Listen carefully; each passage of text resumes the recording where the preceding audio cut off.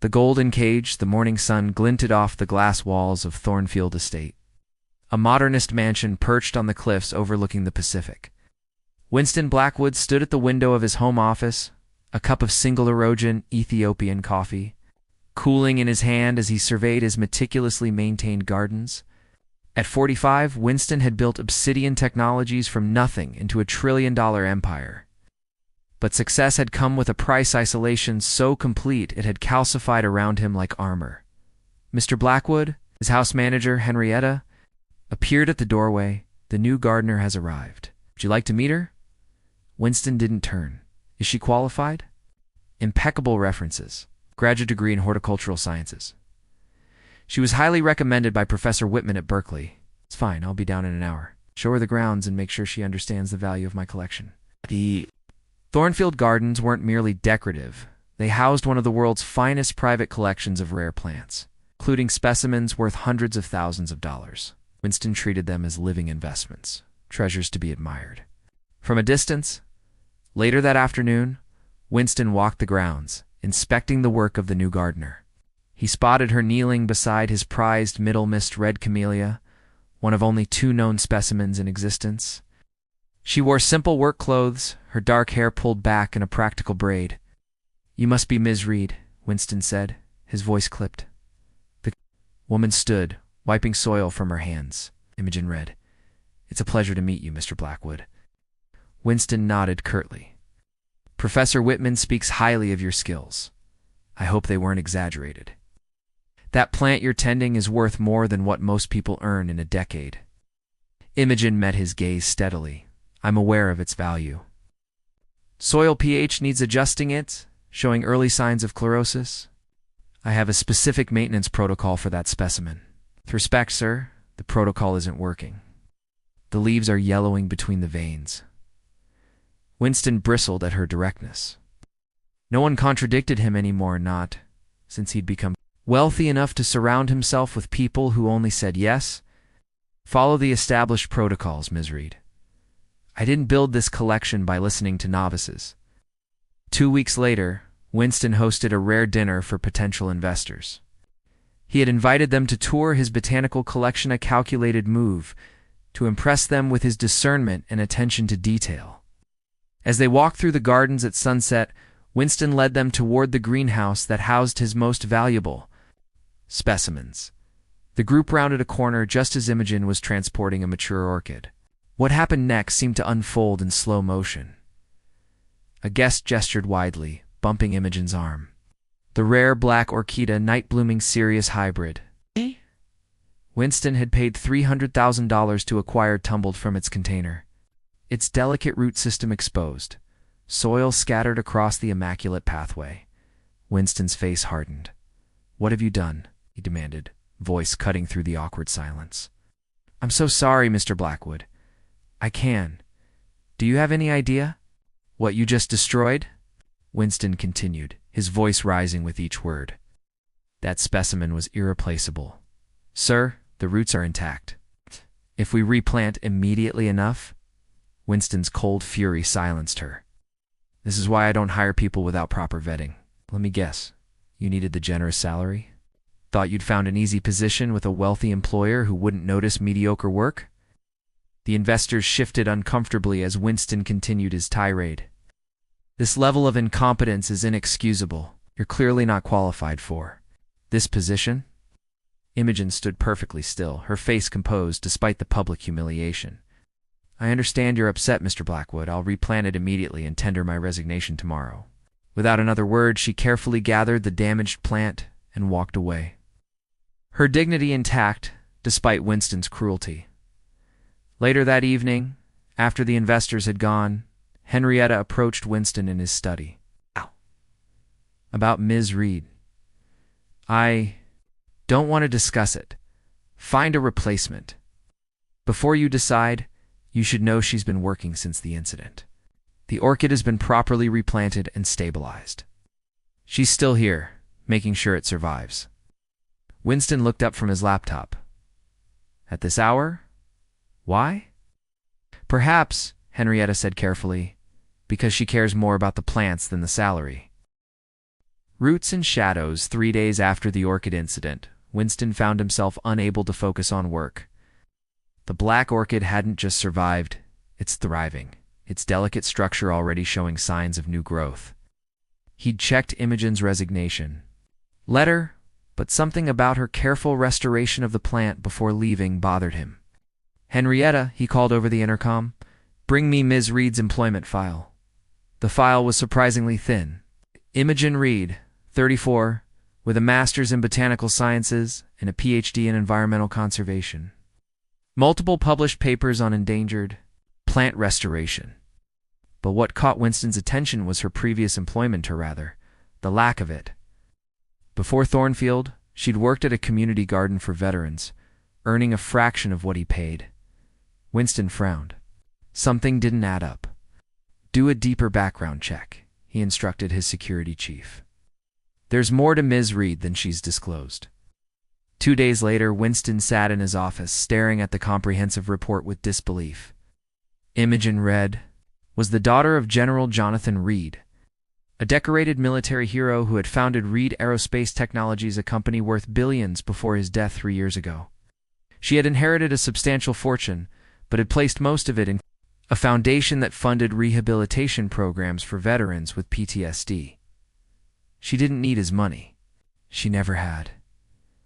Winston drove to the address listed in her Fila modest bungalow on the outskirts of town. Far from the wealthy neighborhoods where someone of her means could easily live, he found her in the backyard, tending to a riot of colorful plants. "Ms. Reed," he said, standing awkwardly at the garden gate. Imogen looked up, surprise flashing briefly across her face. "Mr. Blackwood, I didn't expect to see you here. I've come to offer you your job back." She stood, brushing soil from her hands. "Why would you do that?" "You made your opinion of my competence quite clear. The orchid is thriving," he admitted. "Your intervention saved it." Imogen nodded, waiting for him to continue. "Why didn't you tell me who you are?" Winston finally asked. "You're Jonathan Reed's daughter. You don't need to work as a gardener." Something hardened in her expression. "Is that why you're here? Because you discovered I have money?" "No." Winston stopped, realizing how it sounded. "I'm trying to understand why someone who could be running a multinational corporation is planting flowers for a man who treated her abominably." Imogen sighed. "Would you like to come in for a cup of tea, Mr. Blackwood? This conversation might take a while." Inside her modest home, Winston felt oddly out of place. The walls were lined with botanical prints and photographs of Imogen, with groups of people, many in military uniforms, standing in various gardens. "My father was more than a businessman," she explained, setting down 2 mugs of tea. "He was a veteran who struggled with PTSD for decades. The only peace he found was in gardening. After he died, I discovered how many of his fellow veterans suffered in silence. The foundation I established creates therapeutic garden spaces for them." "But why work for me?" Winston asked. "Our collection includes several endangered species I've been studying for conservation purposes. The position gave me access to specimens that could help with broader restoration efforts." She met his gaze directly. "Not everything is about money, Mr. Blackwood." Winston felt a flush of shame. "I misjudged you." "Yes, you did," she agreed without rancor. "But you're not the first, and you won't be the last. Will you consider returning? The collection would benefit from your expertise." "On one condition," Imogen said. "I'd like to take cuttings from some of your nan-endangered specimens for the Veterans Garden Project. With your permission, of course." Winston hesitated only briefly. Agreed. As he drove back to Thornfield Estate, Winston found himself thinking about the photographs on Imogen's walls, the faces of the veterans. Their expressions transformed in the garden spaces she'd created. For the first time in years, he wondered if he'd been measuring value by entirely the wrong metrics. Growing season Winston had never been one for community service or philanthropy beyond the obligatory tax-deductible donations that bolstered his public image. So even he was surprised when, 3 weeks after rehiring Imogen, he found himself asking about her Veterans Garden Project. "It's called Sanctuary Gardens," she explained, while carefully pruning a Japanese maple in his collection. "We transform vacant lots into productive spaces where veterans can heal through working with plants. The physical labor helps with anxiety, and watching things grow provides hope. And this works? Winston asked skeptically. Imogen straightened, meeting his gaze. Why didn't you see for yourself? We're breaking ground on a new site this Saturday. Winston surprised himself by agreeing the vacant lot was in a neighborhood. Winston would normally avoid a forgotten corner of the city where abandoned buildings outnumbered occupied ones. He parked his Bentley with trepidation, feeling conspicuously out of place. Imogen greeted him with a shovel and work gloves. Hope you don't mind getting your hands dirty. Around them, about 20 people of various ages worked steadily, clearing debris and marking garden beds. Winston noticed that many bore the visible and invisible marks of military service prosthetic limbs, burn scars, and the haunted look he recognized from his own mirror on bad days. Everyone, this is Winston Blackwood, Imogen introduced him. He's generously allowed us to propagate plants from his collection for our new medicinal garden section. A tall man with a prosthetic leg approached. Good to have you, Winston. I'm Donovan. Army, 3rd Infantry Division. Throughout the day, Winston worked alongside the veterans, his expensive clothes becoming progressively more soil-stained. To his surprise, no one seemed impressed by his wealth or status. They valued his willingness to work, his questions about their service, his attention to their stories. By late afternoon, Winston had helped clear a section for a sensory garden designed to help veterans with traumatic brain injuries. His back ached, his hands were blistered despite the gloves, and he felt more genuinely satisfied than he had in years. You're quiet, Imogen remarked as they took a water break. I've been thinking about my father, Winston admitted, surprising himself with the disclosure. He was a construction worker, died when I was 30 in workplace accident. I worked so hard to escape that life, to never be vulnerable to the whims of fate or economics again. Somewhere along the way, I started believing that money was the only measure of worth. Imogen nodded. My father believed the opposite, that true worth comes from service to others. But he was wrong sometimes too. He gave so much to his country and his company that he had little left for himself or his family. How do you find the balance? Winston asked. I'm still figuring it out, she smiled. But this helps. She gestured to the transformation-taking place around them. Over the following weeks, Winston found himself drawn more frequently to the Sanctuary Gardens project. He began offering business advice to veterans interested in starting their own landscaping companies. He connected Imogen with city officials who could expedite permits for new garden sites, and slowly the ice that had encased his heart for so long began to thaw. One evening, as they worked late at Thornfield Estates' greenhouse, Imogen shared her vision for expanding sanctuary gardens nationally. The biggest obstacle is land acquisition, she explained. Finding suitable properties and areas accessible to veterans is challenging. I might be able to help with that, Winston said thoughtfully. Obsidian Technologies owns properties throughout the country, many of them undeveloped. Land we've been holding for future expansion. Imogen looked at him with surprise. That would be credible. But why would you do that? Winston considered the question carefully. Because for the first time in decades, I'm working towards something that matters beyond my balance sheet. What? He didn't say couldn't yet articulate was how much his growing friendship with Imogen had begun to matter to him. How her perspective had started to shift his own. How in her presence the loneliness that had been his constant companion seemed to recede like morning mist in sunlight. The storm call came at 2:17 a.m., jolting Winston from a rare sound sleep. Imogen's voice on the other end was tight with controlled panic. There's been a fire at the downtown garden site. The community center is gone, and the garden's badly damaged. I'm heading there now. I'll meet you there, Winston said, already reaching for clothes.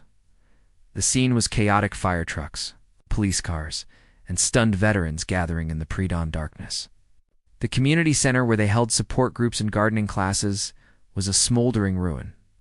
The garden beds closest to the building were charred beyond recognition. Winston found Imogen standing motionless before the destruction, her face illuminated by the emergency lights. Investigators think it was electrical, she said without preamble. Old wiring in the community center. Donovan approached, his expression grim. Insurance won't cover much. The building was underinsured, and they don't cover the garden at all. We'll rebuild, Imogen said firmly, though Winston could hear the strain in her voice. We'll find a way. As the sun rose, the full extent of the damage became clear. 3 years of work, thousands of volunteer hours, and a sanctuary for dozens of veterans, all severely compromised in a single night. Winston watched as the veterans gathered in a tight circle, many visibly struggling with the triggering nature of the fire and destruction. Saw one man, hands shaking uncontrollably, being gently guided to a quiet corner by his peers. Another sat staring at the ruins, tears streaming silently down his weathered face. "This space saved my life," the man said when Winston sat beside him. "After Afghanistan, I couldn't sleep for more than an hour without nightmares. Working in this garden was the first time I felt peace." Throughout the day, Winston observed Imogen moving among the veterans, offering comfort and practical help despite her own obvious distress. By afternoon, she had organized cleanup crews and started cataloging what could be saved. "You should rest," Winston told her when he found her alone, surveying the damaged greenhouse. "I can't," she said simply. "They need this place." "What do you need, Imogen?" he asked quietly. She looked at him then, her composure finally cracking. "I need to not fail them. My father," her voice broke. "After he died, I found his journals. He'd been planning to create something like sanctuary gardens for his military friends, but he ran out of time. I promised myself I would finish what he couldn't." Without thinking, Winston pulled her into an embrace, feeling her shoulders shake with silent sobs. "You haven't failed anyone," he murmured into her hair. "This is a setback, not an ending." That evening, Winston made a series of calls from his car. First to his executive team, then to contractors he'd worked with on various Obsidian properties, and finally to his PR director. By midnight, he had a plan. The next morning, he arrived at the garden site with 3 construction teams, architectural plans, and a promise, not just to rebuild what was lost, but to create something better. Purpose-built facility with modern greenhouses, classrooms, and therapy spaces. "Why are you doing this?" Imogen asked as they reviewed the plans. Winston considered his answer carefully. "When I was 12, my father was injured on a construction site. He couldn't work for months. We nearly lost everything. No one helped us, not his employer, not the community, no one. I swore I'd never be that vulnerable again. I've spent my life building walls to keep the world at bay, but all I built was a prison for myself." He looked around at the veterans working together to salvage what they could from the garden. "These people understand something, I forgot that. True strength comes from community, not isolation. That vulnerability isn't weakness when it's shared." Imogen studied him, seeing not the billionaire CEO, but the wounded boy who had grown into a lonely man. "You've changed, Winston." "Because of you," he admitted. "You showed me what real worth looks like." Blossoming Truth 6 months after the fire, Sanctuary Gardens reopened with a ceremony attended by hundreds. The new facility gleamed in the spring sunshine, a modern complex of greenhouses, workshop spaces, and lush gardens. Veterans led tours, proudly showing visitors the specialized garden areas they had. Designed and built, Winston stood at the back of the crowd during the opening speeches, content to remain unnoticed. He'd insisted that his name be kept off the building and out of press releases. This wasn't about corporate recognition or tax write-off. It was about something far more valuable. Hiding. Imogen appeared beside him, radiant in a simple blue dress. Observing Winston, corrected with a smile. "This is their achievement, not mine. You should be proud," she said. "Without you, this wouldn't exist." "Without you," he countered, "I would still be that bitter man, counting his plants and his money and calling it a life." After the ceremony, they walked through the Japanese-inspired meditation gardener space Winston had designed himself, incorporating elements from his own collection with new specimens chosen for their therapeutic properties. "I have a confession," Winston said as they sat beside a small stream. "When I first looked into your background, I was suspicious. I thought you might be working for a competitor, trying to steal rare specimens." Imogen laughed. "I suspected, As much you weren't exactly subtle with your interrogations about my botanical interests.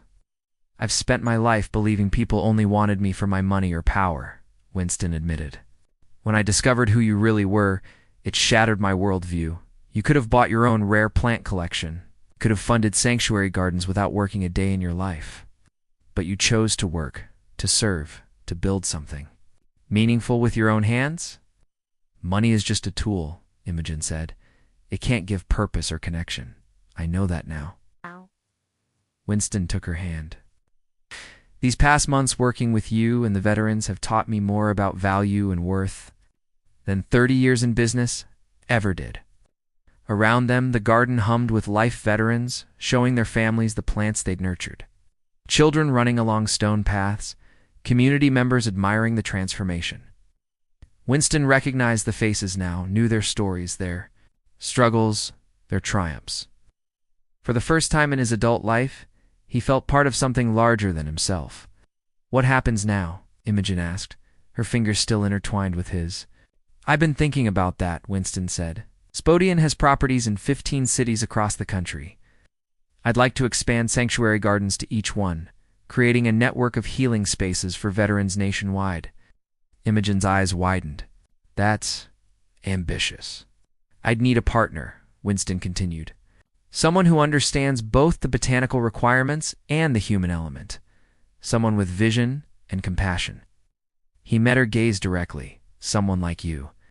Are you offering me a job, Mr. Blackwood? Imogen asked with a teasing smile. Offering you a partnership, Winston clarified. Professional and perhaps personal, if you're interested. Imogen studied him, her expression softening. I've learned something too, these past months. My father gave everything to his causes, leaving nothing for himself. I always thought that was noble, but now I see it was also a kind of fear of allowing himself happiness, of being vulnerable enough to love and be loved. She squeezed his hand. I'd like that partnership, Winston. Both kinds. Later that evening, they stood in Winston's greenhouse at Thornfield Estate, examining the black orchid that had inadvertently brought them together. It had not merely had flourished, producing a second stem that now bore an exquisite midnight purple bloom. Sometimes beauty emerges from damage, Imogen observed. Gently touching the velvet petal, Winston looked not at the flower, but at her, this remarkable woman, who had broken through his carefully constructed walls and shown him a better way to live. Yes, he agreed softly. Sometimes it does. Outside, the sun set over the Pacific, painting the sky in vibrant hues. Where once Winston had seen only property value and strategic positioning, he now saw beauty, possibility, and connection. Golden cage he had built for himself stood open, its bars transformed into a trellis where something new and hopeful could grow.